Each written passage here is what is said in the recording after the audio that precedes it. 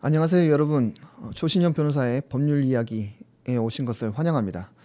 법률사무소 약속의 조신현 변호사입니다. 오늘은 우리 사회에서 점점 더 빈번하게 발생하고 있는 경제범죄에 대해서 이야기해 보려고 합니다. 보이스피싱, 사기, 주식 리딩방, 폰지 사기 등 다양한 형태로 나타나는 경제범죄는 우리의 일상에 큰 위협이 되고 있습니다. 경제범죄는 한번 피해를 입으면 회복이 매우 어렵습니다. 소송을 하거나 경찰에 신고하거나 금융감독원 등 각종 기관에 수소문하더라도 그 모든 노력이 헛수고인 경우가 많습니다. 결국 피해를 당하지 않는 것이 가장 중요합니다. 의심스러운 전화나 문자를 받으시면 즉시 전화를 끊고 직접 문의하셔야 합니다. 또한 주변에 고령자나 취약계층이 계시다면 이러한 범죄 수법을 알려주시고 각별히 주의하도록 당부해 주시기 바랍니다. 제가 고령자, 취약계층을 예로 말씀드리기는 했지만 여기에 바로 보이스피싱 범죄의 맹점이 있습니다. 정작 피해를 당하시는 분들이 고령자도 아니고 취약계층도 아닌 경우가 많습니다. 정말 평범하시고 스마트한 분이신데 보이스피싱 피해를 당하시고 상담을 위해 사무실을 내방하시는 분들도 자주 있습니다. 보이스피싱은 나도 당할 수 있다라고 생각해야 예방을 할 수 있다는 점을 명심하시기 바랍니다.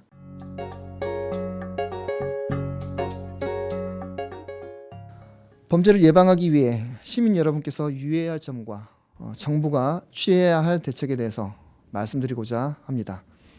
먼저 시민 여러분께서 경제범죄로부터 자신을 보호하기 위해 유의해야 할 몇 가지 사항을 말씀드리겠습니다. 보이스피싱은 주로 전화나 문자 메시지, 카톡을 통해서 많이 발생하고 있습니다.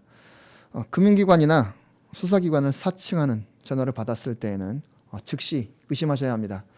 특히 대출을 해주겠다, 신용등급을 올려주겠다 라면서 선입금을 요구하는 경우나 범죄에 연루되었다라고 하면서 금전이체를 요구하는 것은 보이스피싱일 가능성이 매우 높습니다. 낯선 번호로부터 연락이나 의심스러운 메시지를 받을 경우 절대 개인정보를 제공하지 마시고 주의를 기울여 해당 기관에 직접 사실 여부를 확인해 보시는 것이 좋습니다. 본인의 계좌나 신분증을 절대 타인에게 빌려주어서도 안 되겠습니다.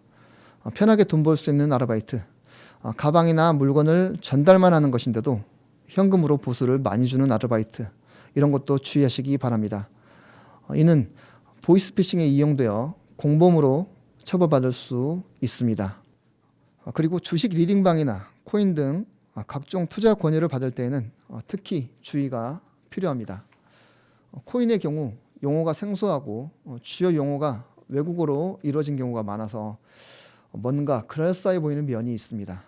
사기범들이 투자자에게 설명을 할 때 마치 전문 용어인 것처럼 외국어를 섞어가면서 얘기를 하니까 정말 투자 전문가인 것처럼 현혹될 수가 있습니다.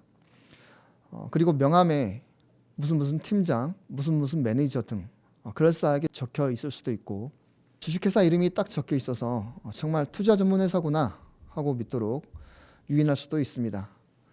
전화통화도 되고 메시지도 자주 주고받고 명함도 받았고 주식회사 홈페이지도 있고 거기에 사무실 주소와 전화번호도 적혀 있으니까 안심해도 되는 것일까요? 전혀 그렇지 않습니다. 모든 게 가짜일 수 있습니다. 또 투자금을 홍길동 팀장이 알려준 계좌로 이체하였고 그 계좌에 내역이 남아있으니까 증거도 있어서 괜찮은 것일까요? 마찬가지로 전혀 그렇지 않습니다. 사기범들이 사용하는 전화는 보통은 대포폰입니다. 즉 통신사 가입자가 지금 통화하는 홍길동 팀장이 아니라는 것입니다. 계좌에 이체한 상대방 계좌도 대포 통장일 가능성이 높습니다. 이러한 경우 10중 8구 투자금을 날리게 됩니다. 높은 수익을 보장한다는 말에 현혹되지 마시고 투자 전에 반드시 해당 업체의 신뢰성을 검토해 보시기 바랍니다. 추가로 온라인에서 개인정보 유출은 사기의 시작점이 될 수 있습니다. 비밀번호는 주기적으로 변경하시고 공공장소에서 인터넷 사용 시 주의하시는 것이 좋습니다.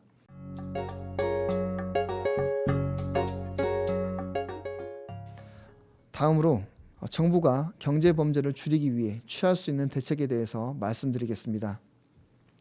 첫째로 경제범죄에 대한 처벌을 강화하여 범죄 억제 효과를 높여야 합니다. 범죄자에 대한 강력한 처벌을 통해 범죄 예방 효과를 높일 수 있습니다. 보이스피싱 범죄는 총책을 잡기가 쉽지 않은 것이 현실입니다. 말단 조직원이라고 하더라도 강력히 처벌해야 합니다. 말단 조직원이나 방조범에게도 강력한 처벌을 한다면 범죄 가담자를 줄이는 효과가 있을 것입니다. 둘째로 경제범죄의 위험성과 예방 방법에 대한 대국민 홍보를 강화해야 합니다. 다양한 방법으로 벌어지는 경제범죄의 유형과 예방법을 여러 가지 방법으로 알리고 홍보해야 합니다. 보이스피싱이 뉴스에 자주 나오니까 다들 알 것이라고 생각할 수 있지만 오산입니다. 몰라서 당하는 경우도 많습니다. 나는 당하지 않겠지 하고 생각하시는 분들도 당하는 것이 바로 보이스피싱 범죄입니다. 결국 지속적으로 알리고 예방하는 노력을 기울여야 합니다. 시민들이 스스로를 보호하고 지킬 수 있는 능력을 키울 수 있도록 계속해서 지겨울 정도로 홍보하고 지원해야 합니다. 마지막으로 꼭 말씀드리고 싶은 것이 있습니다. 바로 대포폰, 대포통장 문제입니다. 이것을 반드시 해결해야 합니다. 대포폰, 대포통장만 없어지더라도 우리나라 범죄율은 지금보다 절반 아래로 떨어질 것이라 생각합니다. 수사기관과 사법부, 국회와 정부 부처, 그리고 통신사, 금융회사가 협의해야 합니다. 머리를 맞대고 대포폰, 대포통장 근절 방안을 마련해야 합니다. 조만간 이러한 논의가 꼭 이루어지길 바라고 실제로 현실화 방안이 마련되기를 부탁드립니다. 오늘은 보이스피싱 등 경제범죄에 대해서 말씀드렸습니다. 경제범죄는 우리 모두의 문제입니다. 피해를 당한 경우 즉시 조치하시기 바라고 피해를 당하지 않도록 무조건 주의하셔야 하겠습니다. 이상 법률사무소 약속의 조신영 변호사였습니다. 청취해 주셔서 감사합니다.